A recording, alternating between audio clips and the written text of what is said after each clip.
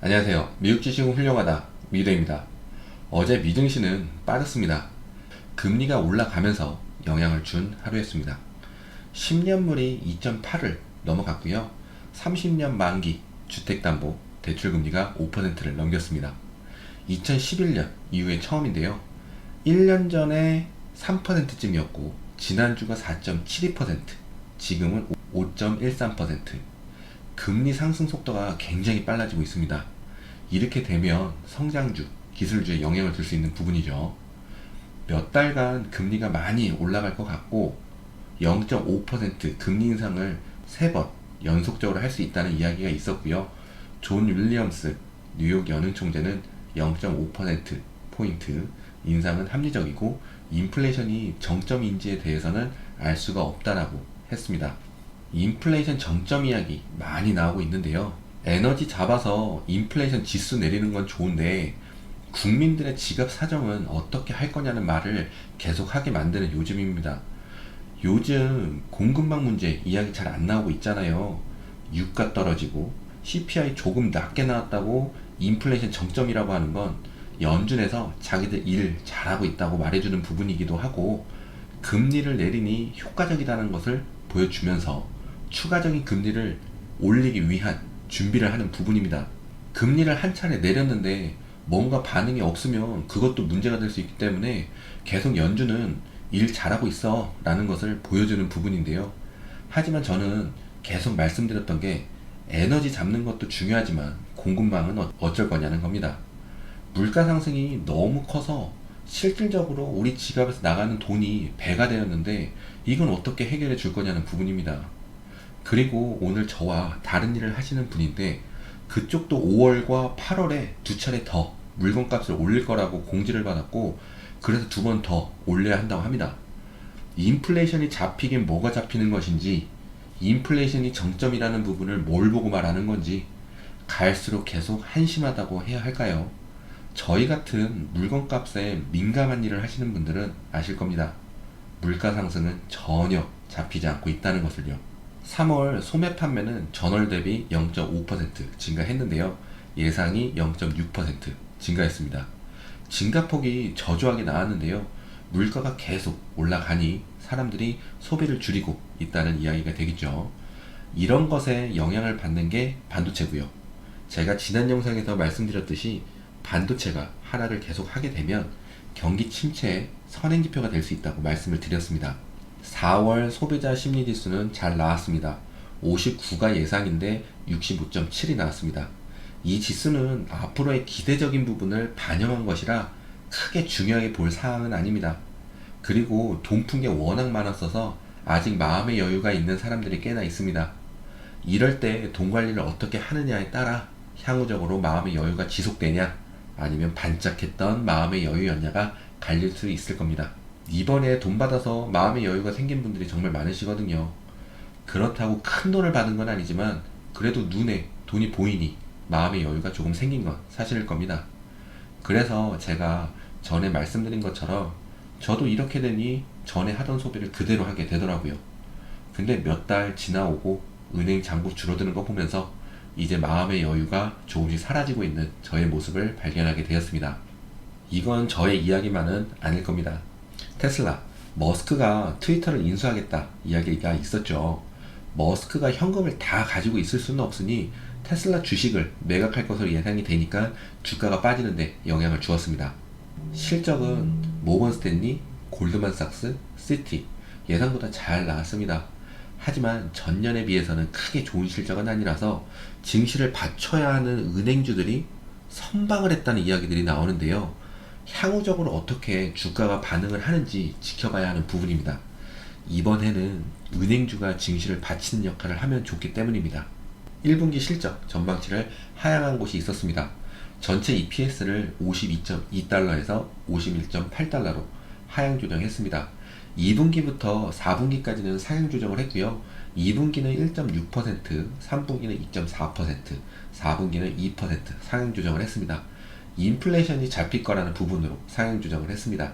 개인적으로는 은행주와 반도체주가 하락을 해서 아직 걱정은 아니지만 아쉬운 마음이 큰 상황입니다.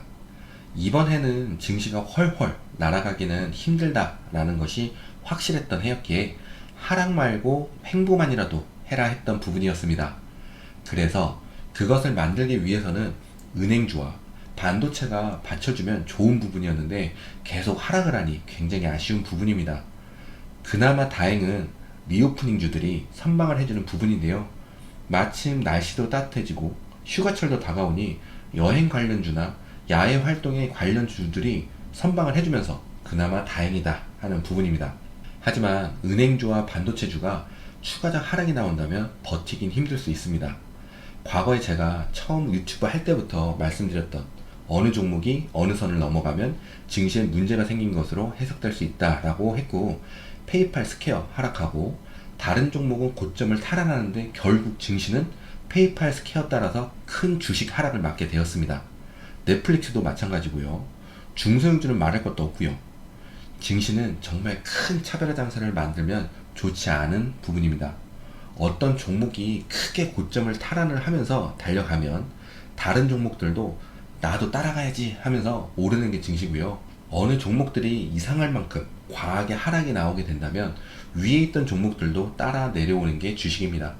이상할 만큼 과하게 내렸다는 것은 그 종목, 회사에 문제가 없다면 증시에 문제가 생긴 것이기 때문입니다. 하지만 이상할 만큼 과하게 내리는데도 선방하는 종목들이 생기니 투자자들을 헷갈리게 만들죠. 페이팔, 스퀘어 하락할 때를 잘 기억해 보시면 아실 거라 생각이 듭니다. 그때도 제가 큰 차별화 장세는 증시에 좋지는 않다라고 많이 말씀을 드렸던 것으로 기억을 합니다. 다음 주도 역시 반도체와 은행주의 흐름이 어떻게 진행되는지 확인하면서 가셔야 하겠습니다. 그리고 다음 주는 S&P가 꼭 51선 위로 올라서서 내려오면 안 되는 한 주가 되겠습니다. 나스닥 100은 제가 말씀드렸던 넘어져야 한다고 했던 지점 14,300 부근을 맞고 내려왔습니다. 그러면서 S&P도 51선 아래로 끌려 내려왔고요. 만약 S&P가 51선 4,415 부근 위로 올라가지 못한다면 나스닥은 51선 근처로 다시 올라갈 힘을 잃기 때문에 에라이 하고 던지는 투자자들이 나올 수 있습니다. 그러니까 실망 매물이 출현할 수 있는 시점입니다. 그리고 요즘은 실망 매물이 나오는 것도 잘 지켜봐야 하는 부분은 금리를 계속 인상할 것이기 때문입니다. 그리고 금리 인상은 인플레이션을 잡기 위한 것이고요. 인플레이션을 잡기 위한 것인데 문제는 연준에서는 금리를 올릴 명분을 자기들은 잘 일하고 있다는 것을 말을 해주고 있지만 사실상 정말 말 그대로 인플레이션이 너무 심해서 할 수 없이 금리를 올리는 부분이기 때문입니다. 제가 요즘 연준에게 많이 화가 나 있습니다. 하여튼 지금 나스닥은 51선과 201선 이격이 크기 때문에 반등은 나올 수 있다라는 차트 해석은 나옵니다. 실망 매물은 증시적인 분위기 측면이고요. 차트상은 반등이 나올 수 있으니 제가 말씀드린 S&P가 51선으로 안착을 완벽하게 하는지 확인하시면 좋겠습니다. 테슬라입니다. 테슬라는 이 빨간 하락 추세선을 맞으면 꼭 하락을 했습니다. 2번 정도 그랬고요. 한 번은 거의 다가갔다가 못 닿고 하락을 했고요. 이번에도 역시나 맞고 갭락까지 하는 모습을 보였습니다. 이렇게 되면 예상할 수 있는 부분은 51선까지는 갈 수 있다라는 해석이 나오게 됩니다. 그렇게 된다면 주가의 흐름으로 51선 자리가 달라질 수 있겠지만 지금으로서는 대략 930, 935까지는 추가 하락이 나온다면 다가갈 수 있는 부분이 되겠고요. 945 부분은 매수 자리가 되겠습니다. 이건 우선 차트상이고요. 4월 20일에 기업 실적 발표가 있어서 그래도 좋은 기대해 보도록 하겠습니다. AMD 말씀드렸던 95 부근에서 왔다 갔다 하는 모습을 보셨을 겁니다. 굉장히 중요한 자리였고요. 지금은 하락을 했는데 우스갯소리로 제가 AMD에게 100불 위로 올라와서 안착하는 시간 일주일을 주고요. 만약 못 올라오면 어닝 실적 발표에 한 번 더 기회를 줘보고 만약 올라오지 못하고 되려 하락을 한다면 엔비디아는 200을 보러 내려갈 수 있겠습니다. 반도체는 원래 횡보를 오래 하는 성격을 가졌습니다. 급등도 하고 급락도 자주 나옵니다. 그래서 아직은 크게 걱정할 상황은 아닙니다. 하지만 계속 지켜보면서 가야 하는 종목이 되겠습니다. 말씀드린 것처럼 증시의 선행지표가 될 수 있기 때문에 그래도 아직은 기대할 수 있는 기업들의 실적 발표들이 많이 남아있기 때문에 상승할 거라고 희망회로 돌려보겠습니다. 금요일 미증시는 쉽니다. 그래서 일하러 가서도 핸드폰을 덜 보는 하루가 될 것 같습니다. 평일에 증시가 열지 않으면 왜 이렇게 보너스를 쉬는 것 같은지. 하여튼 오늘 영상은 여기까지 하겠습니다. 미주일 여러분 모두 좋은 주말 보내시고 부자 되세요. 고맙습니다. 안녕.